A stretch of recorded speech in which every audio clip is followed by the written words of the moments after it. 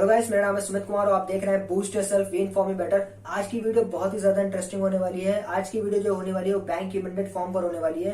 कुछ मिस्टेक्स की मैं बात करूंगा। यहाँ पर कुछ बहुत सारे जो लोग हैं बहुत सारी मिस्टेक्स कर रहे हैं। ठीक है, यहाँ पर कुछ लोग कंफ्यूज हो रहे होंगे कि मैं किस मिस्टेक की बात कर रहा हूँ, क्योंकि एचपीसीएल अप्रेंटिसशिप 2021 में अभी भी बैंक इमेंडेड का फॉर्मेट अभी तक नहीं आया है। ठीक है, मेल उन्हें नहीं प्राप्त हुआ है। यहाँ पर बात कर रहा हूँ मैं विशाख रिफाइनरी की। ये पूरी तरीके से जो वीडियो है वो दोनों चीजों में काम करेगी, यानी कि जिनका मेल आ चुका है, यानी कि विशाख रिफाइनरी की बात कर रहा हूँ, उनको बैंक इमेंडेड का फॉर्मेट आ चुका है, वहां पर ये वीडियो काम करेगी। और जो एचपीसीएल अप्रेंटिसशिप 2021 है, यानी कि उन कैंडिडेट के लिए भी ये वीडियो काम करेगी। तो इस वीडियो में पूरी मिस्टेक के बारे में बात करूंगा कि क्या मिस्टेक वहां पे कर रहे हैं। कुछ लोग अपना बैंक इमेंडेड फॉर्म मुझे भरकर वहां पे दे रहे हैं, ठीक है, इंस्टाग्राम पे, और कह रहे हैं सर जांचिए अच्छा है कि नहीं अच्छा है।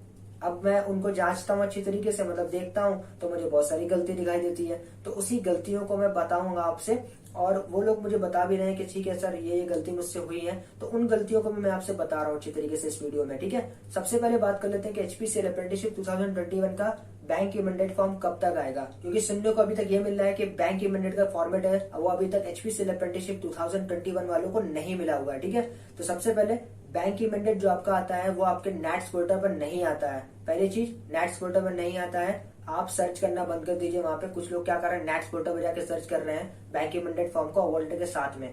अवॉर्ड लेटर के साथ में कभी भी आपका बैंक इमेंडेड फॉर्म आता ही नहीं है। ये मैंने कब कह दिया आपको कि अवॉर्ड लेटर के साथ ही आपका बैंक इमेंडेड फॉर्म होता है। पुरानी अगर वीडियो मेरे देख पाएंगे तो उसमें मैंने आपको मेल दिखाया हुआ है, और जो पिछली वीडियो थी स्टेप बाय स्टेप उसमें भी मैंने आपको मेल दिखाया हुआ है। तो आप कैसे कह सकते हैं कि अवॉर्ड लेटर के साथ आएगा। यहाँ पे कुछ कंफ्यूजन हो रहा है। बैंक इमेंडेड का आपको सेपरेटली एक मेल आता है जो कि एचपीसीएल आपको भेजती है। ठीक है, उस मेल में आपको लिखा रहता है कि आप बैंक इमेंडेड फॉर्म डाउनलोड कर लीजिए, यानी कि आपको पीडीएफ फॉर्म में वहां पर मिलेगा। एक मेल आएगा, मेल में लिखा रहेगा कि आपका बैंक इमेंडेड फॉर्म आ चुका है, इस अटैचमेंट को प्लीज डाउनलोड कर लीजिए, और इसे आप बैंक से जाकर सिग्नेटरी जो होता है आपका वो लगा लीजिए, स्टैम्प और सिग्नेचर वगैरह करा लीजिए। ठीक है, तो आप क्या करेंगे, उस पीडीएफ फॉर्म को जाकर डाउनलोड करेंगे।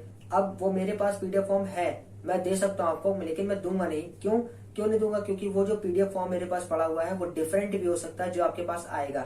मैं दूंगा, आप क्या करेंगे, उसको भर के जाएंगे, सिग्नेचर करा लाएंगे, लेकिन अलग आपको एक मेल आ जाएगा। आप फिर कंफ्यूज हो जाएंगे कि कौन सा मेल ले जाऊं, इसीलिए मैं आपको प्रोवाइड नहीं करा रहा हूँ टेलीग्राम में। ठीक है, इसका यही कारण है। बस आपको जैसे ही मेल आता है मैं आपको एक वीडियो बता दूंगा, उसको भरना भी आपको बता दूंगा कि कैसे आपको भरना है। ठीक है, तो इसी वीडियो में बात करूंगा कि बहुत सारे जो मिस्टेक्स हैं आप ना करें अच्छी तरीके से। यदि आप करते हैं अच्छी तरीके से तो आपका जो स्टाइपेंड होगा ना वो नहीं आएगा 2-3 महीने तक, क्योंकि आपको एक मौका मिला है स्टाइपेंड का कि आप अच्छी तरीके से अपना बैंक इमेंडेड को अच्छी तरीके से भरिए। ठीक है, उसमें सिग्नेचर वगैरह कराइए। ठीक है, अगर आपने ये गलती की उसमें तो आपका जो स्टाइपेंड होगा वो लटक जाएगा, क्योंकि आपका प्रोसेस ही नहीं होगा। आपका अकाउंट नंबर गलत है, आपका नेम ही गलत है, वहां पे आपने आईएफएससी कोड ही गलत डाला है। भले ही आप अकाउंट नंबर सही डाल दीजिए, लेकिन आईएफएससी कोड गलत है तो आपका पैसा ही नहीं जाएगा वहां पर। तो इसी वीडियो में इसी बहुत सारी गलती के बारे में बात करूंगा। तो इस वीडियो बने रहा मेरे साथ। मेरा नाम है सुमित कुमार, आप देख रहे हैं boost yourself win for me better. चलिए इस वीडियो को स्टार्ट करते हैं। यहाँ पर आप अपने बगल में देख पा रहे होंगे कि मेरा बैंक इमेंडेड का फॉर्मेट जो वो खुला हुआ है। ये जो फॉर्मेट है वो मेरा 2019 में आया था, क्योंकि 2020 में मैंने ज्वाइन किया हुआ था। 2019 के दिसंबर में मुझे क्या हुआ था, 3-4 दिन या 5 दिन के बाद मुझे शायद बैंक इमेंडेड का जो मेल था वो एचपीसीएल की तरफ से मिल चुका था। उसमें एक मेल था और एक पीडीएफ अटैच था बैंक इमेंडेड का, वो यही वाला फॉर्म था। ठीक है, आप टेंशन मत लीजिए, 5 दिन या 6 दिन या 3 दिन के बाद आपका जो बैंक इमेंडेड फॉर्म होगा वो आ जाएगा फॉर्मेट। ठीक है, उसका जब आएगा तो मैं एक वीडियो बना दूंगा कि आपको भरना कैसे अच्छी तरीके से उसको। ठीक है, कोई दिक्कत कोई परेशानी की बात नहीं है। 15 से 20 मिनट आपका लगता है बैंक इमेंडेड फॉर्म को वेरीफाई होने में बैंक से। तो चलिए मैं बात करता हूँ। यहाँ पे सबसे पहले अप्रेंटिस डिटेल लिखा है, यहाँ पर बहुत बड़ी गलतियां हो रही हैं। ठीक है, गलती के पहले मैं आपको बता देना चाहता हूँ कि आप ये क्या कर रहे हैं। कुछ लोगों ने मुझे अपना बैंक इमेंडेड फॉर्म दिया हुआ है। ठीक है, मैं विशाख रिफाइनरी की यहाँ बात कर रहा हूँ, क्योंकि उनका बैंक इमेंडेड फॉर्म जो है वो आ चुका है। ठीक है, उन्होंने मुझे अपना जो बैंक इमेंडेड फॉर्म है दिया है। ऐसे 10 से कैंडिडेट है जिन्होंने अपना मुझे दिया हुआ है। ठीक है, बैंक इमेंडेड। अब वहां पे मैं हैंड राइटिंग देखता हूँ तो माशाअल्लाह क्या हैंड राइटिंग है। कुछ समझ में नहीं आ रहा है कि बैंक का नंबर क्या है, आईएफएससी कोड क्या है, भाई साहब उनका नाम क्या है ये तक तो मुझे पढ़ने में नहीं आ रहा है। और उनका जो पैन कार्ड नंबर है वो, ट्रेनिंग लोकेशन क्या है, पूरा पूरा मतलब खिचड़ी बना दी अच्छी तरीके से, बीरबल की खिचड़ी पूरा अच्छी तरीके से लिख रखा है, यहाँ वहां वहां वहां। बताइए कैसे वो समझ पाएगा आपका जो ऑफिसर्स होगा अच्छी तरीके से कि आपका बैंक नंबर क्या है, आपका IFSC कोड क्या है। जब मैं ही नहीं समझ पा रहा हूँ वहां पे, तो आपका बैंक ऑफिसर्स मतलब जो बैंक का जो डिटेल्स लेगा आपका, वो कैसे समझ पाएगा। और भाई साहब आपका ऑफिसर्स कैसे समझ पाएगा। अगर आपने सिग्नेचर करवा भी लिए हैं तो वो ऑफिसर कैसे समझ पाएगा कि आपका जो बैंक की मैंडेट जो फॉर्म है आपका वो सही है अच्छी तरीके से। बताइए मुझे, आपका हैंड राइटिंग इतना गंदा है ये मत सोचिएगा। मैं यहाँ पर ऑफेंसिव नहीं हो रहा हूँ कि अच्छी तरीके से आपका बैंक आपका जो हैंड राइटिंग है वो गंदा है, अच्छी तरीके से ऑफेंड मत होइएगा। यहाँ पर आप ये सोचिए कि आप किसी से भी भरवा सकते थे, लेकिन आपने खुद भर दिया उसको। लेकिन आपका जो हैंड राइटिंग अगर वो गंदा है तो किसी और से भी आप भरवा सकते हैं अच्छे तरीके से, ठीक है। नाइबर्स होंगे आपके, आपके कुछ रिलेटिव्स होंगे, उनसे भरवा लीजिए। आपके मम्मी पापा में से जिनकी भी हैंड राइटिंग अच्छी है उनसे भरवा लीजिए। आपकी दीदी होंगे उनसे भरवा लीजिए, लेकिन आप मत भरिए अगर आपकी हैंड राइटिंग गंदी है तो। पहला तो यही सबक है यहाँ पर, क्योंकि आप क्या करेंगे, अप्रेंटिस नेम लिख देंगे, ठीक है, एड्रेस लिख देंगे। ट्रेनिंग लोकेशन की बात करते हैं तो यार ट्रेनिंग लोकेशन जो है उसका बड़ा नाम बड़ा है, मतलब वो बहुत ज्यादा स्पेस घेरता हो। यहाँ पर स्पेस बहुत ही कम दे रखा है। तो आप क्या करते हैं, आपकी हैंड राइटिंग तो गंदी है ही है, ठीक है, हैंड राइटिंग सही नहीं है आपकी। आप क्या करते हैं, उसको ऊट पटांग लिख देते हैं अच्छी तरीके से, तो समझ नहीं आता, वो फ्लो नहीं आता अच्छी तरीके से जो देखने में आना चाहिए कि हाँ ठीक है ये बैंक की मैंडेट फॉर्म है, ये प्रोफेशनल वे में मुझको लग रहा है अच्छी तरीके से। और इसको देखने में लग रहा है कि हाँ इसका अकाउंट नंबर ये है, इसका IFSC कोड ये है अच्छी तरीके से। और नीचे हम बात करते हैं भाई साहब कि अकाउंट सेविंग, ये तो टिक करने वाला था अच्छी तरीके से। और 9 डिजिट का MICI जो नंबर है वो आपका कैसा है अच्छी तरीके से, इस पर सही से अगर उन्हें दिखाई नहीं देगा तो आप कैसे करेंगे, ठीक है। तो इस पर विशेष ध्यान रखिए। अगर आपकी हैंड राइटिंग गंदी है आप छोड़ दीजिए, कोई दिक्कत की बात नहीं, आप किसी और से भरवा लीजिए। अगर आपका फ्रेंड इसकी हैंड राइटिंग अच्छी है, आपके जो नंबर्स होने चाहिए वो अच्छे दिखने चाहिए। या तो आपकी हैंड राइटिंग गंदी है तो आप बिल्कुल आराम आराम से भरिए, बिल्कुल एक एक अक्षर देख के भरिए, ताकि जो आपका हैंड राइटिंग है वो गंदी भी प्रतीत ना हो वहां पर, ठीक है, अच्छी लगे और दिखाई दे सफा सफा। सफा होना मेन इंपॉर्टेंट है, ठीक है। राइटिंग जैसी भी हो कोई दिक्कत नहीं है, लेकिन यहाँ पे राइटिंग भी आपकी गंदी है और आप लिख भी गलत तरीके से रहे हैं, तो आप अच्छी तरीके से इस बात को समझिए। तो सबसे पहले क्या आता है भाई, अप्रेंटिस डिटेल आती है। तो यहाँ पे अप्रेंटिस का नेम आता है, आप अप्रेंटिस का नेम लिखिएगा। देन इसके बाद एड्रेस आपका, तो एड्रेस बहुत ज्यादा बड़ा होता है, ठीक है, आप लोग का, तो एड्रेस को बिल्कुल छोटा छोटा लिखिए अच्छी तरीके से। यानी कि ऐसा भी नहीं है कि आपका अप्रेंटिस का नाम लिखा है बहुत बड़े अक्षरों में और आप एड्रेस डाल रहे हैं बिल्कुल छोटे अक्षरों में, ये भी गलत है आपका अच्छी तरीके से। तो आप क्या कीजिए, जिस भी फॉन्ट का आप इस्तेमाल कर रहे हैं एड्रेस में, अच्छी तरीके से फॉन्ट का यानी कि साइज का, मैं हाथ से भरने की बात कर रहा हूँ, इसीलिए आप कंप्यूटर से मत भर दीजिएगा, ठीक है। तो हाथ से भरने के लिए जो फॉन्ट की हाइट होती है, अगर आप अच्छी तरीके से जैसे बना रहे हैं अच्छी तरीके से एड्रेस में, वैसे ही फॉन्ट की जो हाइट है आप वहां पे भी रखिए एड्रेस पे, जो अप्रेंटिसशिप का नेम है वहां पर, ठीक है। ट्रेनिंग लोकेशन पे भी यही बात लागू होती है, आप अच्छा भरिए, छोटा भरिए, ताकि आपके जो पूरे जो बैंक इमीडिएट का फॉर्म का जो स्पेस है उसमें आपका जो ट्रेनिंग लोकेशन है वो आ जाए आपका, ठीक है। देन इसका पैन नंबर छोटा सा होता है, आप उसको बिल्कुल जैसा हाइट रखना चाहते हैं उसका रखिए, लेकिन सभी का हाइट जो होना चाहिए वो सेम होना चाहिए, ये मैं कहना चाहता हूँ। नहीं तो एक का हाइट बड़ा है, एक का हाइट छोटा है, एक का हाइट बड़ा है, एक का हाइट छोटा है, तो ये फॉर्म को गंदा करेगा और आपका देखने में फॉर्म अच्छा भी नहीं लगेगा, ठीक है। इससे इरेगुलरिटीज होंगी वो पैदा होंगी वहां पर, ठीक है। अब बात करते हैं ईमेल आईडी की, तो यहाँ पर ईमेल आईडी वही डालिए आपका जो आपने नेट्स पोर्टल में डाला था। मोबाइल नंबर वहां पर आपको देखने के लिए मिलेगा विशाख रिफाइनरी में, तो आप वहां पर मोबाइल नंबर जो आपने नेट्स पोर्टल में डाला था वही आप डालिए अच्छी तरीके से, ठीक है। सबसे मेन इंपॉर्टेंट बात जो आती है हमारी वो बैंक्स ऑफ पर्टिकुलर्स आती है, यानी कि पर्टिकुलर्स ऑफ बैंक अकाउंट, ठीक है। तो यहाँ पर आपको बैंक का नाम लिख रखना है, जिस फॉन्ट हाइट का आपने ऊपर यूज किया था, ठीक है, स्टूडेंट में, यहाँ पे अप्रेंटिस डिटेल में आपने यूज किया था, वही फॉन्ट का आप यहाँ पे यूज कीजिएगा अच्छी तरीके से। मैं फिर से आप बात बता रहा हूँ आपको, यहाँ पे आपको हाथ से भरना है, ना कि आपको वहां से मैनुअली तरीके से भरना है, आपको पूरा कंप्यूटर से आपको नहीं भरना है। यहाँ फॉन्ट का इसलिए मैं इस्तेमाल कर रहा हूँ कि आप भरते हैं ना कभी कभार, आपका जो हाइट होता है फॉन्ट का वो आप कभी ज्यादा बढ़ा देते हैं कभी कम, तो सबका इक्वल रखिए अच्छी तरीके से, ठीक है, भरते समय। सो ब्रांच का आप नाम लिखिए, ब्रांच का कोड यहाँ पे लिखिए, ठीक है। ब्रांच का नाम भी कभी कभी बड़ा होता है तो आप इसमें भी अच्छी तरीके से करिए। और ब्रांच का एड्रेस लिखिए with including pin code, 9 digit का MICI नंबर आपको आपकी पासबुक जब आप देखेंगे वहां पे मिलेगा। अब इन नंबरों के बीच में थोड़ा गैप रखिए, ऐसा नहीं कि आपने बिल्कुल नंबर लिया लिख दिया और उनके बीच में स्पेस ही नहीं रखा, तो थोड़ा सा डिफरेंशिएट करने में थोड़ा सा वो होगा, दिक्कत होगा कि क्या लिखा है, ये 3 लिखा है, 8 लिखा है, 9 लिखा है, 10 लिखा है, क्या लिखा है ये, ठीक है। अगर आप 10 लिख रहे हैं तो उसको आस पास में लिखिएगा, लेकिन जब आप कुछ और नंबर लिख रहे हैं अच्छी तरीके से तो उसको अलग अलग लिखिएगा, ठीक है। तो कहने का मतलब ये है कि जो भी आप नंबर्स वगैरह लिख रहे हैं, जैसे कि आपका बैंक अकाउंट नंबर है वो 10 डिजिट का हो सकता है, 15 का हो सकता है, 12 का हो सकता है, तो उनके बीच में थोड़ा थोड़ा गैप लिखिए। ऐसा नहीं है कि आपने 1 लिखा तो उसी के बीच में सटा के आपने 0 लिख दिया, तो ऐसा समझ नहीं आएगा। ठीक है, यहाँ पे इनफ गैप है, आप अच्छी तरीके से उसको एक एक अक्षर को यानी कि एक एक जो पॉइंट है अपना वो उसका अच्छी तरीके से इसमें गैप देकर रखिए। अब बात करते हैं आपका as appearing on the cheque. ठीक है, चेक अभी आपके पास नहीं होगा, अगर है तो सही है, कोई दिक्कत नहीं है। आपके पास बैंक का जो फ्रंट का फोटो होगा ना, आप उसको यहाँ पे लगाइएगा। ठीक है, उसमें जो जो दे रखा होगा वो होगा। मेरे ख्याल से MICI नंबर आपका दे रखा होता है तो आप वहां से ले लीजिएगा, अदरवाइज नहीं दे रखा होता तो आप अपनी बैंक में सीधे सीधे जाइए, वहां से MICI आप नंबर पूछ लीजिए और आप यहाँ पे भर दीजिएगा उसको। ठीक है, उसके बीच में गैप होना जरूरी है, थोड़ा थोड़ा गैप रखिए, ज्यादा नहीं, ना तो कम गैप ना तो ज्यादा गैप, बिल्कुल मॉडरेट रखिए। ठीक है, देन इसके बाद आप बात करते हैं अकाउंट टाइप की, जो सेविंग, कैश, क्रेडिट, करंट जो भी आपका हो वहां पर टिक करिए। टिक नहीं है करना है आपको, वहां पर लिख देना है बगल में। ठीक है, अब अकाउंट नंबर जो कि बहुत ही ज्यादा इंपॉर्टेंट है, मैं इसीलिए इंपॉर्टेंट इसको कह रहा हूँ क्योंकि ये बैंक अकाउंट नंबर ही आपका ये जांचेगा कि आपका पेमेंट जो आने वाला है वो इसी बैंक में आने वाला है। अगर आप इसमें ही गलती कर देंगे तो क्या होगा। एक कैंडिडेट का मैंने देखा हुआ है कि बैंक अकाउंट नंबर जो लिखा हुआ है वो पूरी तरीके से मतलब उसके हिसाब से वो सही है बैंक अकाउंट नंबर, लेकिन मेरे हिसाब से वो गलत है, बैंक अकाउंट लिखने का तरीका ही गलत है, उसमें बहुत ही ज्यादा स्पेस ही नहीं है, मतलब वो चिपके हुए नंबर है एक दूसरे से।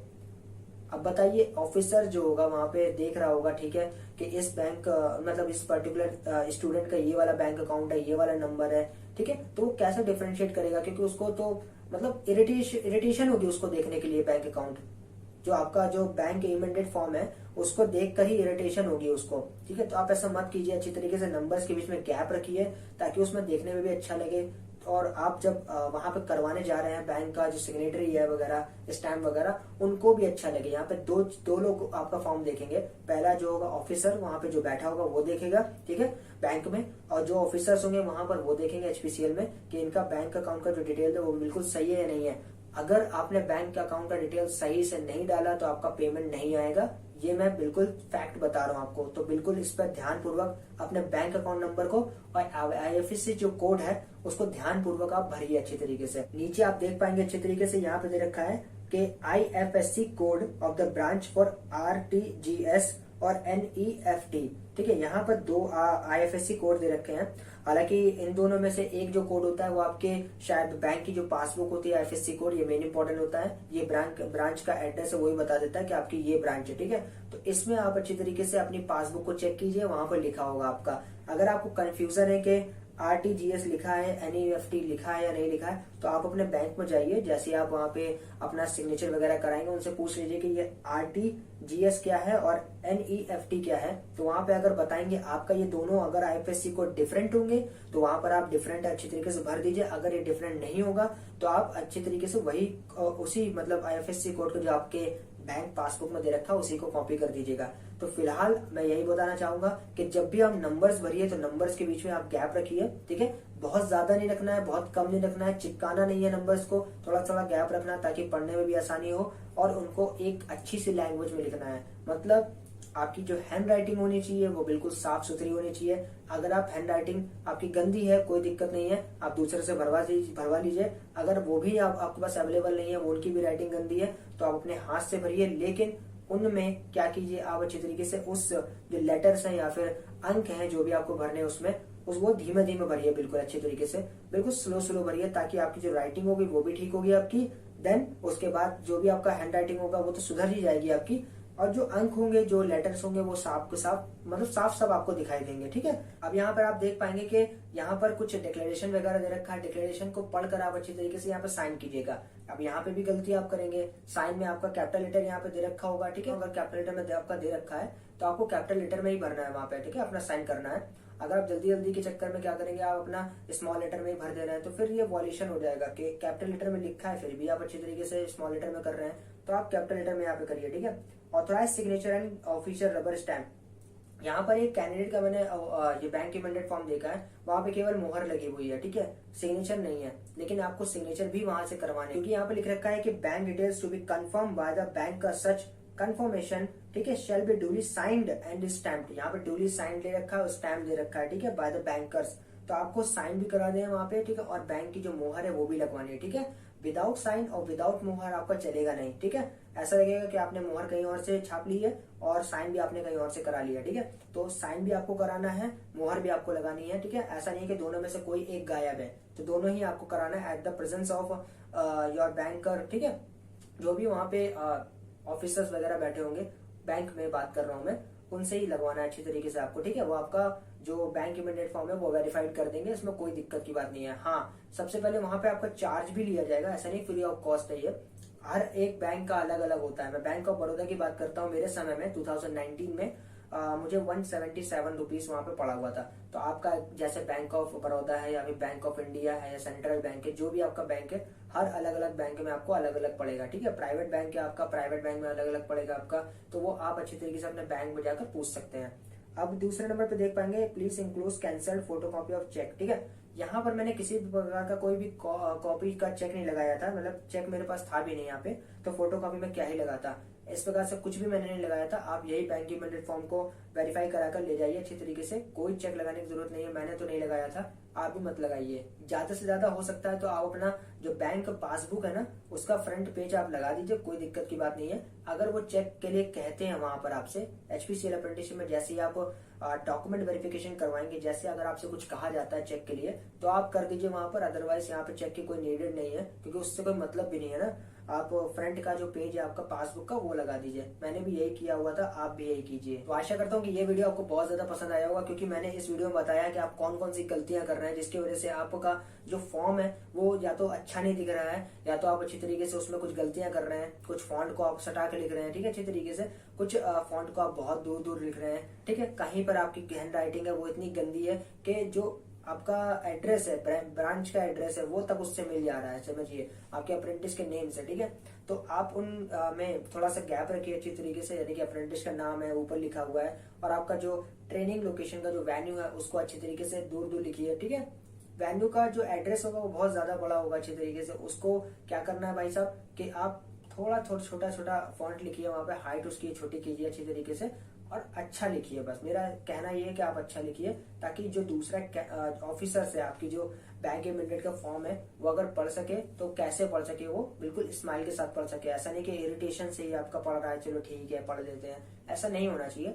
आप बैंक की इमीडिएट फॉर्म को अच्छे से पढ़िए। तो मैं मिलता हूँ आपसे एक नेक्स्ट वीडियो में, तब तक के लिए goodbye and take care of yourself. और अगर आपने हमारे चैनल बूस्ट योरसेल्फ को अभी तक सब्सक्राइब नहीं कर रखा है, प्लीज सब्सक्राइब कर लेना, क्योंकि इस तरीके की नॉलेजफुल वीडियो हम इसी चैनल बूस्ट योरसेल्फ पर देते रहते हैं। ठीक है, आपको सभी वीडियोस टाइम पर मिल जाती हैं, सभी इन्फॉर्मेशन टाइम पर मिल जाती है, टाइम टू टाइम। सो इसी टाइम को देखते हुए हमने इसी चैनल को बनाया था कि सारी हेल्प हम इसी चैनल पर करेंगे। सो जाइए अच्छी तरीके से इस लाल कलर के बटन को दबा दीजिए और इस बेल आइकन को भी यहाँ पे सेट कर दीजिए। सो मैं मिलता हूँ आपसे एक नेक्स्ट वीडियो में, तब तक के लिए goodbye and take care of yourself.